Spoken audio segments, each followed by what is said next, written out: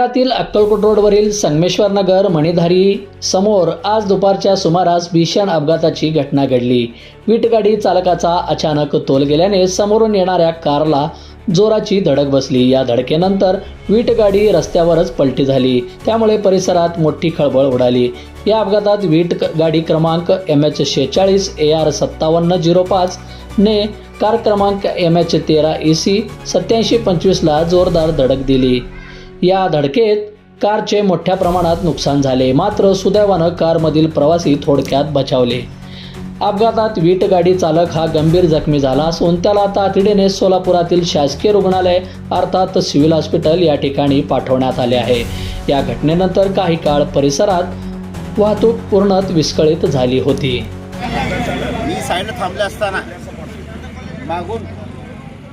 मागून धडक दिली वीटगाडीची ट्रक आणि एवढी धडक जोरात दिली की माझी पूर्ण गाडी डॅमेज झाली आहे। आत्ताच एक 10 मिनिटापूर्वी काय झालं नेमका? बाजूला सिमेंटचं टँकर आहे, बाजूला टँकर उभा आहे, त्यांनी कुठून आला मागून येऊन मला धडक दिला। बरं, काय झालं का मग? नाही, पूर्ण गाडी डॅमेज झालेली आहे। कोणाला काय काय झालं का? नाही, मला काय झालं नाही, मी एकटाच होतो गाडीमध्ये, मला काय झालं नाही, पण पूर्ण गाडी डॅमेज झालेली आहे। ट्रकवाला कुठे गेला? ट्रकवाला कुठं आहे ते काय मला माहिती।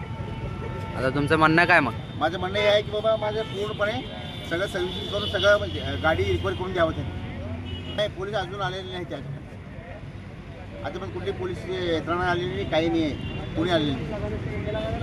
हां, इथे घटना आमची घडलेली आहे। इथे एक साईडला एक टँकर उभारलेली आहे सिमेंटची।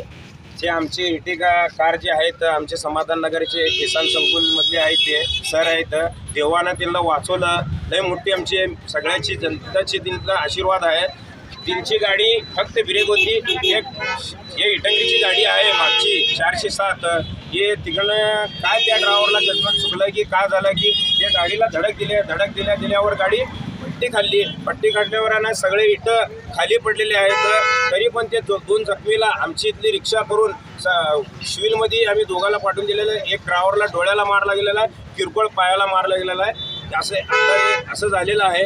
मी म्हणतो शासन प्रशासन कोणी पण असू दे, मुख्य अधिकारी असू दे, डिपार्टमेंट कमिशनर असू दे, महानगरपालिका कमिशनर असू दे, आपले कलेक्टर साहेब असू दे, सगळ्यांना आमची हात जोडून, या जनतेची हात जोडून तुम्हाला विनंती आहे, कळकळीची विनंती आहे। पाणी टाकी ते आहे ना कुंभारीपर्यंत आम्हाला उड्डाणपूल तर द्या, नाहीतर सर्व्हिस रोड जे आहे रॉंग साईड येणं जाणं ते तर तिचा इलाज काय तर करून द्या। तुम्ही आतापर्यंत किती आमचे लोकांचे बळी घेणार, अजून आमच्या किती यंग हो। परवाची गोष्ट आहे ना, एक गुलबर्ग्याचा ना आचारी आहे, तिची वय किती 28 आहे, तिनं 11 ग्रुपशी तिनं अपघातून खलास झाला जागेवरती। परवा आय टी इंजिनियर आपला LPG पंपापाशी ते पडल्यावर ते खलास झालेला आहे। मग आता परवा अजून एक 3 दिवसाच्या खाली ब्रिजवरती उड्डाणपूलवरती एक वेगानं 4 व्हीलर गाडी वेगानं उडून गेला। ते 4 व्हीलर पण सापडायला तयार नाही। ते दोन्ही पोरं यंग पोरं एकदम सिरियस आहेत, त्यांचं पण आतापर्यंत काही तपास लागलेला आहे। डिपार्टमेंट येते, ते डिपार्टमेंट आपल्याला सहकार्य करतात, आम्ही पण डिपार्टमेंटला सहकार्य करतो। आमच्यापाशी इथं कोणची सुविधा गाडी नाही आहे, ॲम्ब्युलन्सवाले पण येत नाही, त्यापर्यंत पेशंट वाढते। तरी पण आमचे इथले हिंदू मुस्लिम भाई सगळे आहेत, ताबडतोब रिक्षामध्ये ताबडतोब घेऊन आम्ही तिथं स्वतः जाऊन ॲडमिट करतो ते पेशंटला। आज ते 2 पेशंट गेले, पण तरी पण ते पेशंट 2 सिरियस आहेत, परवा 3 दिवसाखाली झालेलं आहे। मगर ते वाचलेले आहेत, का वाचलेले आहेत म्हटलं तर आम्ही रिक्षामध्ये घेऊन गेलेलो वाचलेलं आहे। आणि आता सांगा, बलकर थांबलेली होती का चाललेली होती? बलकर उभारलेले आहेत। किती वेळ झाला ते थांबले? तर सकाळी उभारलेले आहे। कोणाचे काय माहित आहे का? काम आहेत, मग तुम्ही कशाला थांबू द्यायचं नाही असं? मीच बोलून घेतो आता, चालेल।